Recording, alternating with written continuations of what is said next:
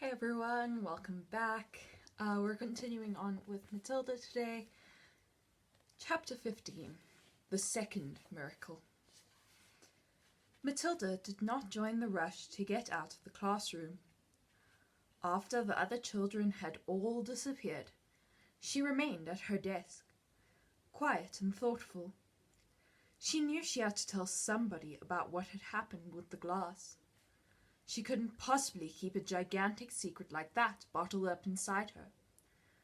What she needed was just one person, one wise and sympathetic grown-up who could help her to understand the meaning of this extraordinary happening. Neither her mother nor her father would be of any use at all. If they believed her story, and it was doubtful they would, they almost certainly would fail to realize what an outstanding event it was that had taken place in the classroom that afternoon. On the spur of the moment, Matilda decided that the one person she would like to confide in was Miss Honey. Matilda and Miss Honey were now the only two left in the classroom. Miss Honey had seated herself at her table and was rifling through some papers. She looked up and said, "Well, Matilda, aren't you going outside with the others?" Matilda said, "Please may I talk to you for a moment?" "Of course you may. What's troubling you?" "Something very peculiar has happened to me, Miss Honey." Miss Honey became instantly alert. Ever since the two disastrous meetings she had had recently about Matilda, the first with the headmistress and the second with the dreadful Mr. and Mrs. Wormwood, Miss Honey had been thinking a great deal about this child, and wondering how she could help her. And now here was Matilda sitting in the classroom, with a curiously exalted look on her face, and asking if she could have a private talk.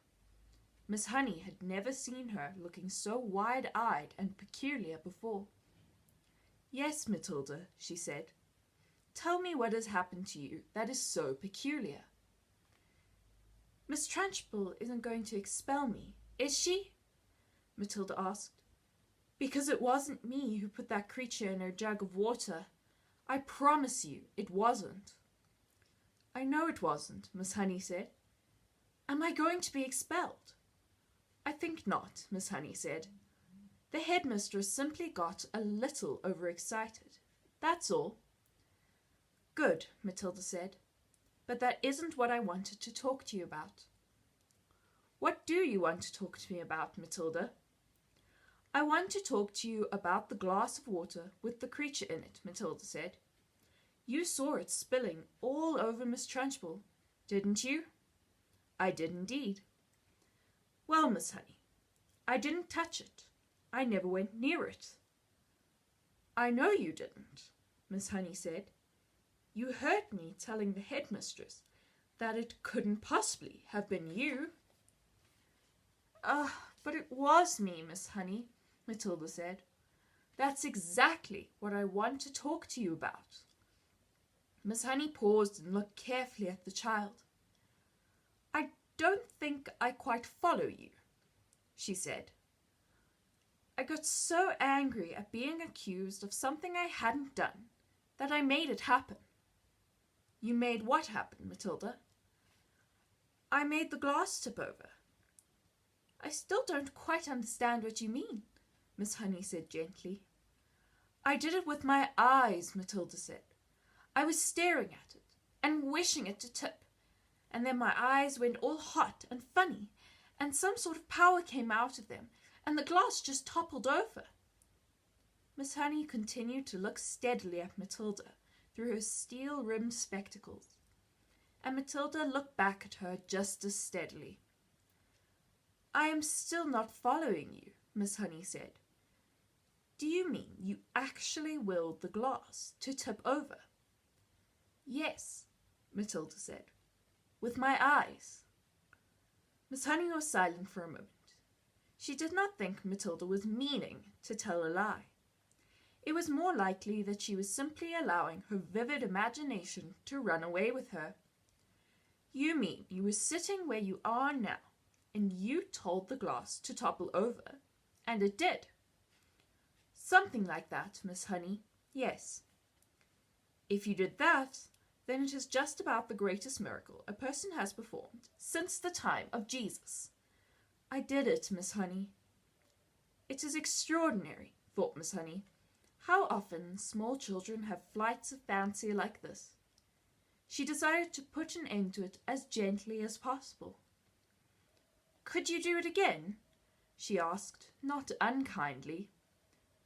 I don't know, Matilda said, but I think I might be able to. Miss Honey moved the now empty glass to the middle of the table. Shall I put water in it? She asked, smiling a little. I don't think it matters, Matilda said. Very well then, go ahead and tip it over.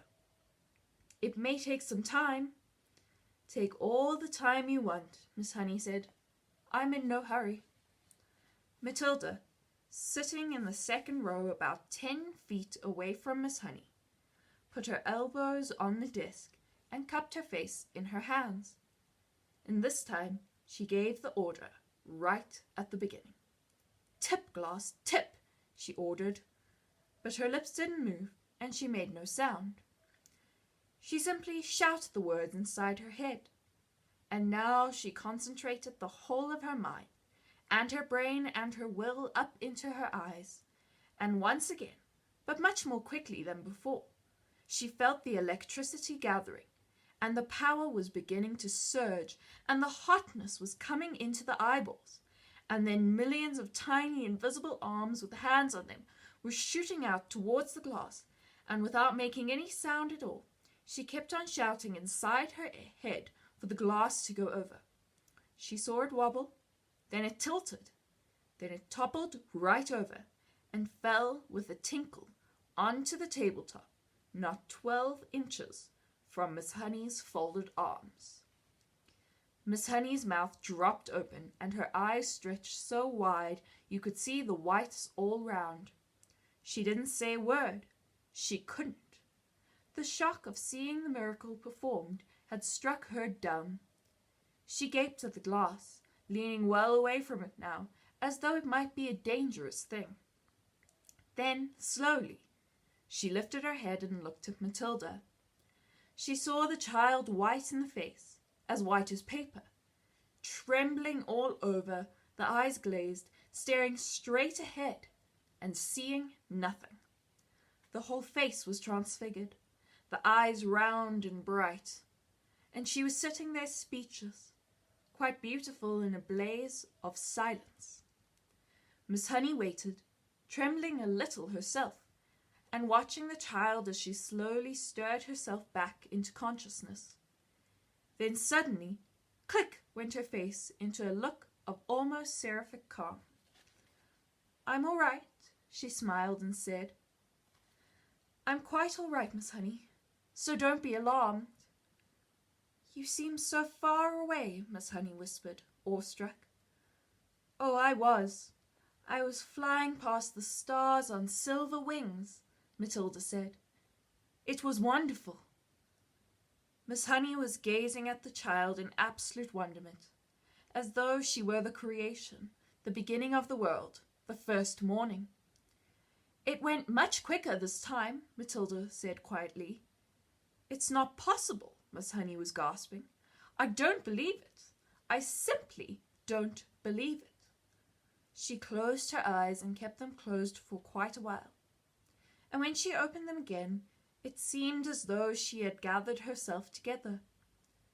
Would you like to come back and have tea at my cottage? She asked.